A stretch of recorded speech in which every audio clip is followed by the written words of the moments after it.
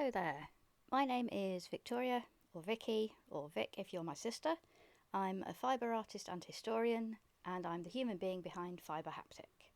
If you'd like to know more about me and the things I make, then you can follow the links to my various social media pages and my online shop. Today you're joining me for a couple of firsts. For one thing, this is my first ever video. There will be some mistakes and things I can improve on, but after months of overthinking this, I need to dive in and make a start. This is also my first time gel printing at my craft desk, as usually anything potentially messy happens elsewhere, so we'll see what kind of jam I end up getting myself into.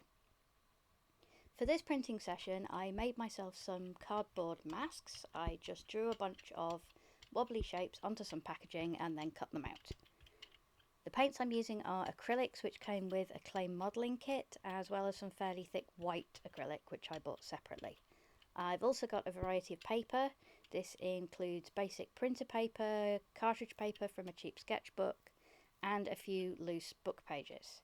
I apologise for the fact that some of the gel plate is out of shot for the whole of this video. The reason for this, a very good reason, is that my brain is actually a smoothly carved lump of turnip.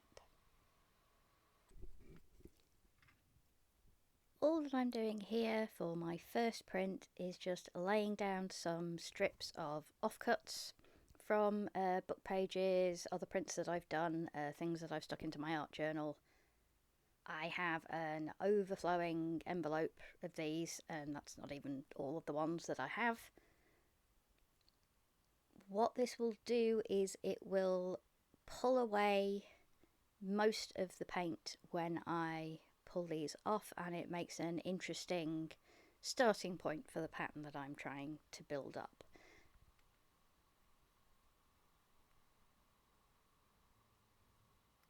You can increase the amount of paint that you can pull off by pushing the papers down more firmly with your fingers, but I quite like the patchy, grungy look that this gives, especially at the start. And all of those bits of paper will go into a different envelope or margarine tub or whatever it is I'm storing them in at the minute, and they'll get used to build up collages, make snippet strips, all sorts of interesting things. So nothing really goes to waste, even if it's been used for this sort of initial masking process.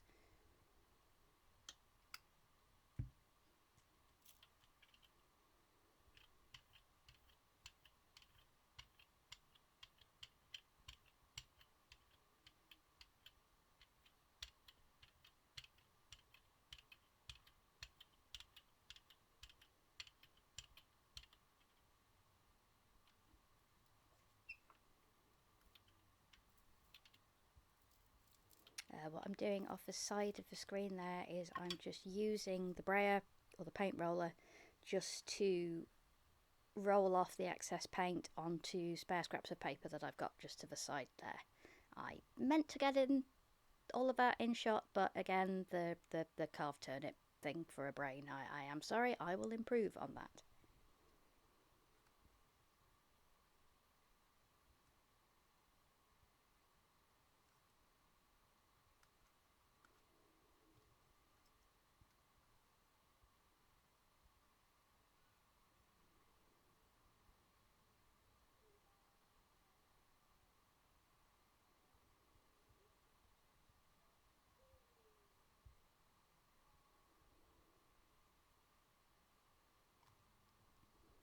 Again, you can vary the amount of paint that comes off by pressing these down firmly. I've been using the rougher side of the cardboard. The white side that you can see there is quite shiny, and that's not going to pull the paint off quite as effectively. And you'll be able to see later in the video, as the paint started to build up on those shapes, they became less and less effective at pulling the paint off. So that's just something to be aware of if you have a go at this.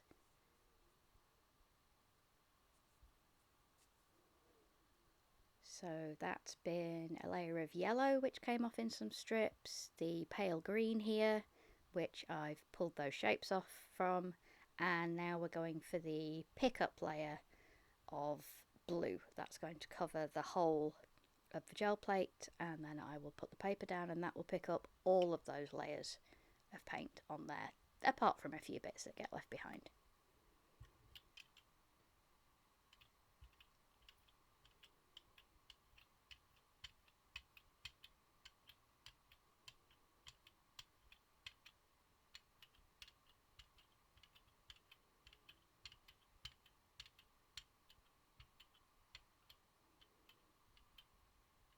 If I'm going to be critical of myself, I'd say that's probably a little too much paint there for a pickup layer. It really doesn't help that the white I'm using is very sort of gloopy.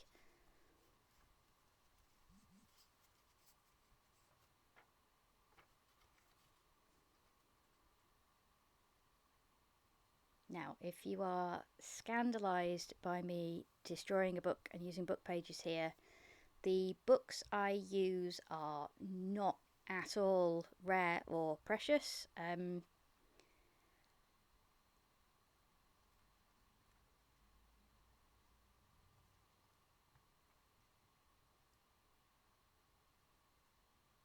Really, what I'm using are books that are obsolete, so maybe textbooks where the information is out of date, books that a library or a university library have weeded out of their collection because it is no longer useful for research purposes, cheap paperbacks where you know there's a million copies out there already. When you buy your own book as an object, as a stack of paper, it is totally up to you what you do with it.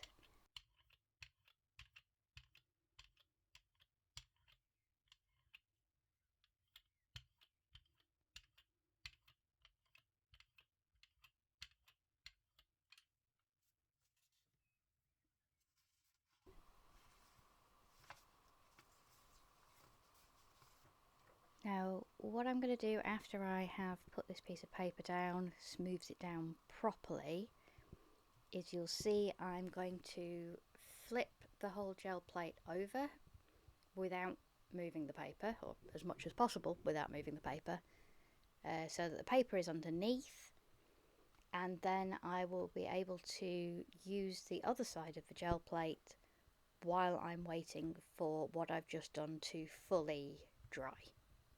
In order to pull a clean print and get as much paint off as possible, really you want to make sure that every layer of paint has dried, and also that every layer of the paper has dried. So most like printer paper, quite a lot of forms of paper are actually sort of, it's made into layers, and if you leave it so that one layer has dried but the layer nearer the paint is still a little bit damp, then the paper can separate away, and that's how you end up with strips of paper left on the gel plate, which can actually be quite difficult to clean, as well as having ruined your print. So because I only have the one gel plate, I'm flipping it over so I can use the other side.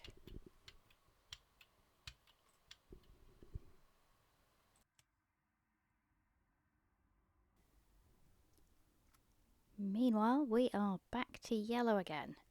One of the most interesting things I've found about using more paint in my art practice, moving away from purely fabric and threads and moving into watercolour and acrylic paints, is how much I have been using yellow and pink to give pops of colour, how much I'm enjoying doing that. I never really used pink or much yellow when I was doing fabric art exclusively. I've just never really gravitated towards pink and yellow as colours. I've always preferred purples and turquoises, different shades of green to get that sort of natural feel into things. Honestly, quite a lot of dark grungy blacks, because I am a bit of a goth at heart, even though I don't really have the budget to dress as a goth full time. But since moving into paint and since working with pigments, and especially with sort of different aspects of transparency and layering paint, I've really started to reach for these bursts of bright yellow and sort of hot pink, just to really give a pop of colour and to really brighten up, provide a contrast to those darker, moody, sort of dreamlike backgrounds that I like doing. So that's just been a really interesting change that I didn't really expect that I would be fully changing my attitude to certain colours when switching mediums, but that's what can happen. So what's happened here on the plate is that I have placed the masks down on the yellow. I've then put some fairly thin paper down over the top of that, really worked that into the areas between the cardboard masks to pick up as much paint as I can from the background. And then once I've taken the paper off and I've taken the masks off, that has left those outlines of the shapes in yellow, and they should stand out really, really nicely against the red that I'm putting on here.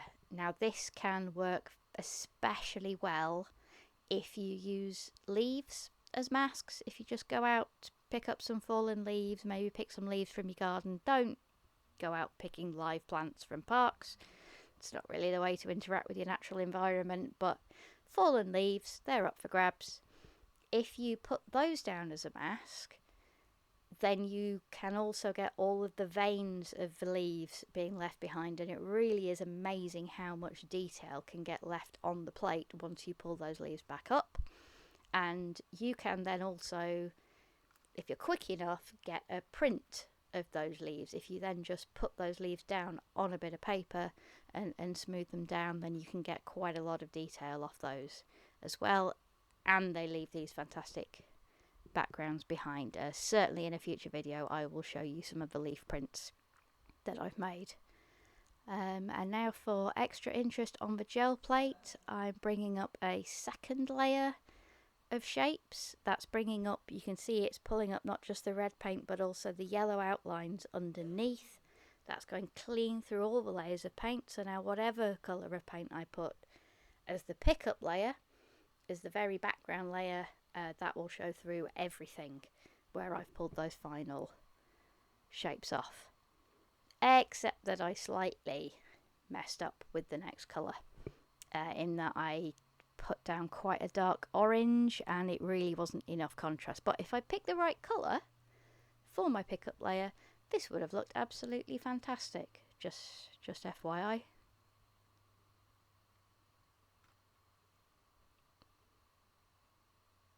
Yeah, here we go with the same red.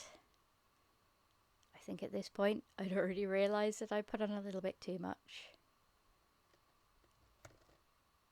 And then I'll be going back in again with the same yellow that I used for the outlines, and you'll see when I show you the prints in the end that it's just it's interesting, but there's just not enough contrast there on that pickup layer. And it is always a bit tricky when you're used to other forms of painting. So if you do watercolour, then typically you put down the palest colours first and then you build up layers. You build up towards darker colours to fill in the darker areas and to add details later. If you try to add a lighter colour of watercolour pigment onto a darker colour, it's not going to show up that well because they're very transparent. The colours in watercolour, that's kind of the point of the medium. However, if you move from that to doing gel prints, you have to think entirely in reverse. So what you put down on the plate first is going to end up as the foreground when you flip everything back over. So as you're building up the layers, you are essentially to yourself, you're obscuring what is going to be most prominent in the final print. And what you put on last, on top of everything else as your pickup layer, is going to be the very, very background of the print. So you really do have to think in reverse layers. And you really have to think about the transparency of your paints and what is going to show up behind other things, what's going to work with other things to form other colours, how transparent or how opaque is your paint. It's a whole other learning process, and it's a lot of fun, but you really have to let go of the idea of getting any sort of perfection or knowing the results ahead of time. It is really just throwing layers down, trying out different effects and seeing what happens, and then trying to understand after the fact, okay, why did that not come out quite how I expected? What is it about that didn't work the way I expected, and do I like how it is, or would I rather improve on it going forward?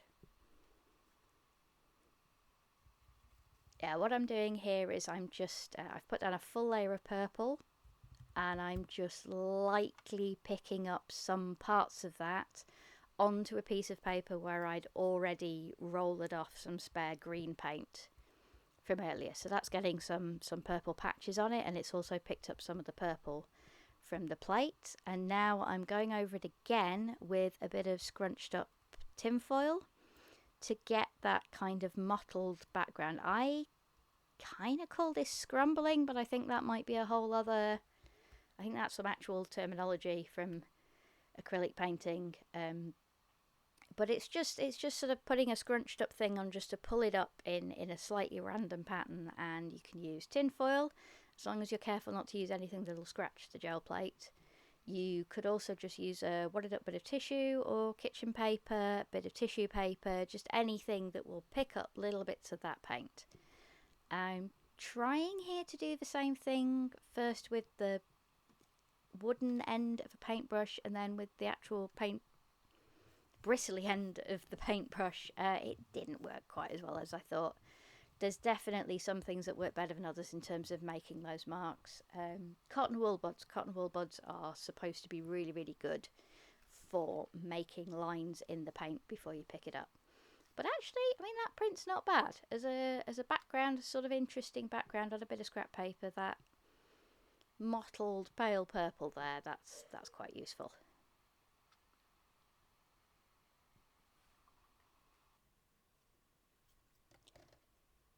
I suppose really I should say a bit more about who I am, what I'm doing, what I've done in the past, why I am attempting to talk to you through a YouTube channel, why I think that might be worth anybody's time, including mine. I'll tell you what, I am discovering a new height of respect for people who film these videos and talk over, say, an hour of themselves painting and stitching or whatever it is, because wow, I am losing the thread. I am drying up.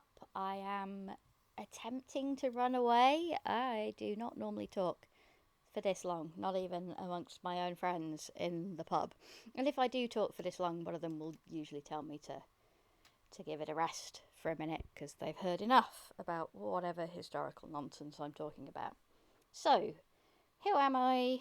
What have I done? Why am I showing you some not particularly impressive printing?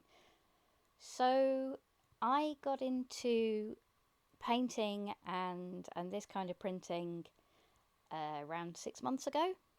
About the same time I got into junk journaling. And I got into junk journaling because I was learning a lot of embroidery as part of my sort of fabric art background and the sort of products I wanted to make for my business. And one of the YouTubers I was watching, I will link to her in the description to this video, she was making a stitch journal. And as part of that, she was also collecting a lot of papers so she could write things about the stitching that she'd done.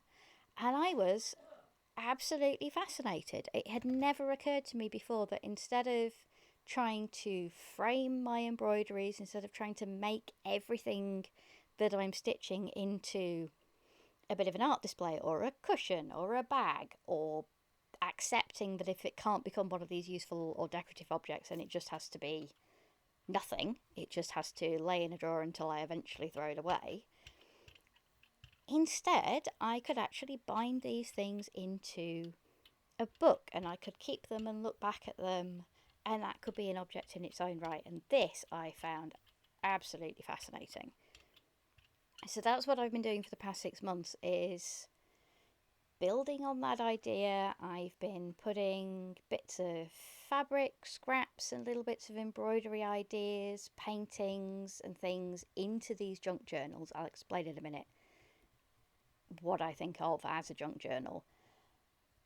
I've been bringing all of these things together along with old notes that I've made about things I was interested in, tickets I've collected from places.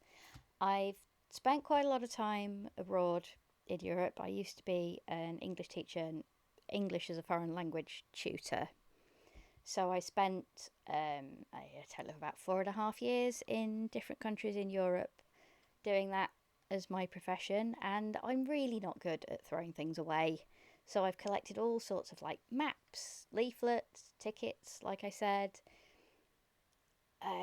photos and things, bits of old newspaper cuttings, leaflets from museums. I'm an absolute devil for a museum leaflet, alongside all the photos that I've taken, which are still on my laptop and hopefully on an external hard drive somewhere. Goodness knows if that still works. But in any case, I have got boxes and boxes of this stuff from my time teaching, my time as a PhD student, working for universities. I just collect papers like nobody's business. And I've never really known. It's always been a case of like, well, you have to do something properly useful with this. You have to like actually get into scrapbooking, or you have to digitize this, or you have to write something about all of this, or you just accept that you need to throw it away. And I have never quite brought myself to throw it away, and I've never really had the energy or the emotional bandwidth in some cases to really process all of this and make it into something that felt worthy of the process. But then junk journaling, it's not about the results, it is all about the process. And that's brilliant. So I can turn maps into book pages and then stick tickets on top of them. I can make all of my scrappy university notes that are written in several different colours of pen and in 4 different directions on the paper. I can make those into a massive background, which I then paint over and cut up. Like, none of it really goes to waste, but I don't really have to process the ongoing importance of it either, and that has been an absolute revelation to me. So junk journaling, I will link to a couple of other YouTubers who are much better at explaining what a junk journal is than I am. I can explain to you what a junk journal means to me. To my mind, it is a notebook-like object which you have constructed yourself from repurposed materials. And that could be as simple as just folding a wad of old notepaper in half and stapling it in 2 places on the spine and calling that a new notebook. It can be as simple as that, or it could be extremely elaborate. There's people making things out of very old book covers filled with several signatures of paper, and they've got fold outs and flip outs and pockets and pop up elements and all sorts. So it can be as simple or complicated as you like. The main thing is you are constructing this yourself out of repurposed material. So that's been what I'm doing, and a lot of the stuff that I'm making here will end up in a junk journal or an art journal, which in my case is the purpose that I find once I've made the junk journal. I then put bits of my own art in it. I try out different techniques. I stick in things that I've done. So my junk journal, once made, will become an art journal. And all of that has really bounced off from the embroidery elements that I was adding to the fabric objects that I was making. And the fabric objects have really grown out of my first love, my real, absolute childhood sweetheart of a craft, which is patchwork and quilting. That's where it all started out. Since then, I've done crochet. I've tried a little bit of knitting, although that didn't really stick. I just find crochet a lot easier to do in front of a telly when I'm paying less attention, although I'm sure other people have the exact opposite experience. But I've made quite a few quilts for friends and family, at least one for an auction. I've made bags. Tea cozies is one of my favourite things. Just anything patchwork which then gets quilted. I have always adored doing that, and especially since I moved back to the UK and got a more permanent home, because it's not the easiest thing to cart around with you when you're moving around Europe from job to job. But yeah, since I got settled back in the UK and Manchester, I've really got going with the patchwork quilts again. That has led itself onto different ways of embellishing fabric and different ways of changing the texture. Texture is a big thing for me. Embroidery brings a lot of texture to a quilted object, especially if you start hand quilting things. And then from that, I've moved on to slow stitching as a more sort of calming meditative practice. That's brought me on to junk journaling. Junk journaling has brought me on to different methods of painting beyond the fabric paint that I was used to, and here we are. Here's me trying to combine all of these techniques, all of these ideas, bring motifs and approaches from one craft to another craft, seeing how they bounce off each other, seeing what one craft can teach another, seeing what I can learn when I combine these ideas together without necessarily minding if I come out with a useful object at the end of it. Just enjoying the process, enjoying the colours, really enjoying what this does to my brain. My poor, embattled, overthinking, overclocked brain, which does not always do very well with hours and hours of research up to a deadline. Art has been good for me. Art has been really good for me, and it's taken a long time for me to think of myself as an artist, which is at the same time silly and understandable. But no, I'm at a point where I can say that's what I am, alongside a lot of other things that I am. I'm enjoying what I'm doing. I enjoy talking about what I'm doing. I enjoy teaching. There's still a bit of me which is a teacher and wants to teach, and so here I am. I'm just going to keep sharing with you what I'm doing, what I think about it, how it's making me feel, sharing ideas of what I think you might like to try, and hence some videos. So anyway, after all that, we are down to my final print. This is my cleanup print. I've just put another layer of white paper there on the last grungy bits of paint that were stuck. Leaving that there, and now here are the results. Alright then, it is for me the next day. Everything has been pulled and dried. I'm talking to you through my phone microphone so that I can hear for myself whether the sound quality is okay. I'm also talking to you live and unedited, so let's see if I can do this without waffling too much at you.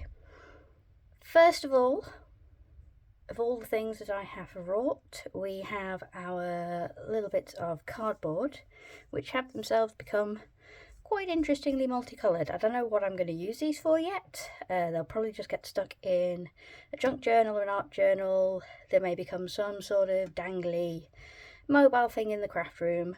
We will see. So next up we have the actual prints. This is the one that I'm most proud of. This is how I hoped a lot of them would come out. We've got really distinct shapes going on, really clear changes in colour, a lot of depth to it. You can see a little bit of the writing through, but it's not all that clear. I'm not sure that there's anything too offensive on there anyway. But in any case, that I would be perfectly happy just putting in an art journal and calling it done. The others didn't come out quite as well. This is where we had some quite distinct outlines, but the third colour that I put on, the orange, wasn't really easily distinguishable from the red, but still, that's a good background. Again, some lines coming through, lots of sort of grungy interest on there, but I definitely want to do something else to that. And that's pretty much what we've achieved there. We've got lots and lots of backgrounds with some depth, with some interest. I think what I would do next time is use less of that thick white paint. That I think has blurred things slightly. It's made all of the colours slightly less transparent than they would be on their own. And I don't quite like this quite as much as some of the other stuff that I've produced in the past. These were some of the more scrappy papers. This I really like. That's where I took a print to get the excess off, so we've got some distinct shapes behind, and then I rolled over it with the red. This is definitely going to get doodled over, cut up for collage. There's all sorts of things I can do with that, and I love that you get the slightly faint lines behind it. Again, slightly lined bit of collage fodder there. Another blurry blue with touches of purple in. Nice bit of grungy black and green. Can't argue with a bit of grungy black and green. And then this is what I didn't show you being pulled. This is our final thing, which I left for a good few hours. And I think some black paint has been left behind from when I pulled this with the text. I think it's left some of that sort of text impression behind, and that's going to become something very, very grungy, very punk. Some sort of slogan's going to go across there. I am actually quite happy with that as a final cleanup. And then the last thing I want to show you is all of the stuff that was produced just by rolling the excess paint off onto bits of paper that I had over to one side. And again, we've got all sorts of backgrounds, bits we can use for collage, all sorts of interesting effects. I also get quite a lot of inspiration from this kind of thing for colour combinations that might work in the future. Again, some black. That I think is really good. I was initially quite happy with just the bright green and the red. Wasn't quite sure how the slightly beigey grey tones would come across, but I think that's the fact that it's knocked it back a bit in some places and then left the really vibrant red in others. I quite like that effect. A bit of red and orange, and finally your pinky purple. So that, as well as a video, is the output of yesterday's painting session.